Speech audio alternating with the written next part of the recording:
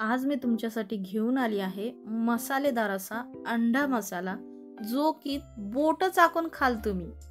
एवढा भारी झालेला आहे आणि इतकं टेम्प्टिंग दिसतही इतकं मस्त आहे ना, चवीलाही लय भारी आहे. चला, त्यासाठी रेसिपीला सुरुवात करूया. सुरुवातीला 8 ते 10 अंडी उकडून घेऊया आपण. इथे मी अंडी उकडून घेतलेली आहेत. आपण आलं लसणाचं वाटण करणार आहोत.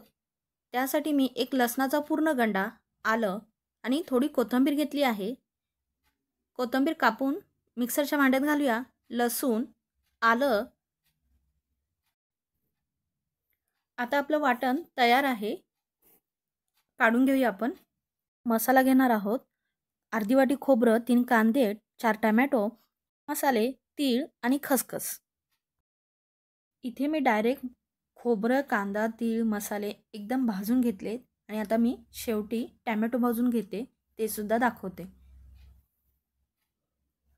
असा आपला मसाला पूर्ण तयार झाला आहे. आता हा थंड होऊन देऊया आणि मिक्सरमधनं वाटून घेऊया.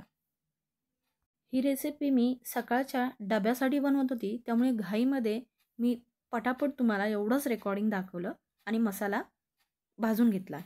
आता ही उकडलेली अंडी आपण साल काढून घेतलेत, त्याला आपण सुरीच्या साहाय्याने कापं करून घेणार आहोत. गॅसवरती मोठं भांडं ठेवायचं, थोडं तेल घालायचं आणि ही अंडी तेलामध्ये छान तळून घ्यायची. थोडीशी हळद घालायची आणि छान पिवळ्या रंगावरती ही अंडी तळून घ्यायची. अशा पद्धतीने हलवून घ्यायचं. चमच्याने किंवा उलथण्याने हलवत बसला तर ते नखलतात, उकलून येतात अंडी. त्यामुळे असंच थोडंसं हलवत हलवत अंडी म्हणजे पॅन हलवून घ्यायचं, म्हणजे सर्वीकडं तेल हळद लागते. आता आपली काढून घेऊया आपण.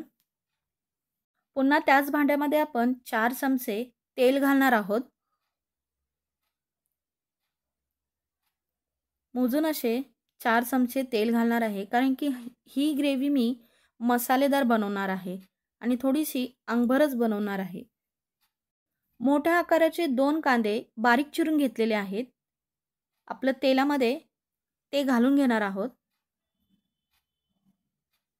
छान असं तेलावर परतून घ्यायचं कांदा.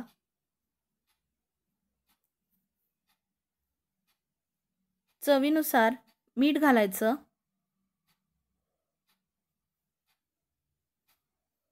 पुन्हा परतून घ्यायचं. कांदा भाजण्यासाठी मी गॅसची फ्लेम जरा मध्यम केली आहे. आता कांदा भाजून होईपर्यंत इथे मी वाटण जे केलं, वाटण्यासाठी जे आपण घेतलं होतं कांदा खोबरं, ते आपण मिक्सरमधनं वाटून घेणार आहोत. इथे आपलं वाटण तयार आहे.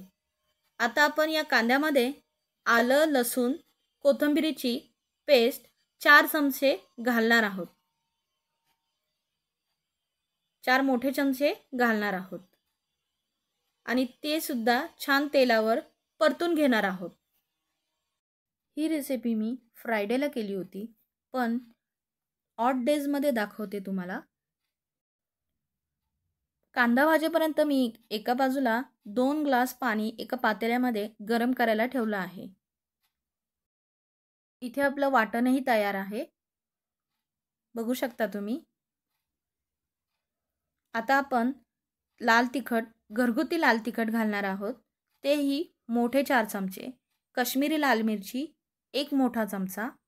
आता ही मसाला आपण तेलामध्ये छान परतून घेणार आहोत. अगदी तेल सुटेपर्यंत परतून घ्यायचा.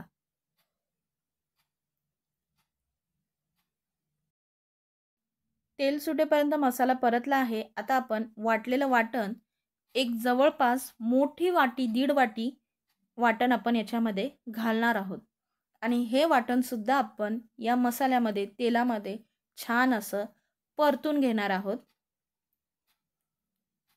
छान असं तेलामध्ये भाजून घ्यायचं, तळून घ्यायचा हा मसाला, त्यालाही तेल सुटतं.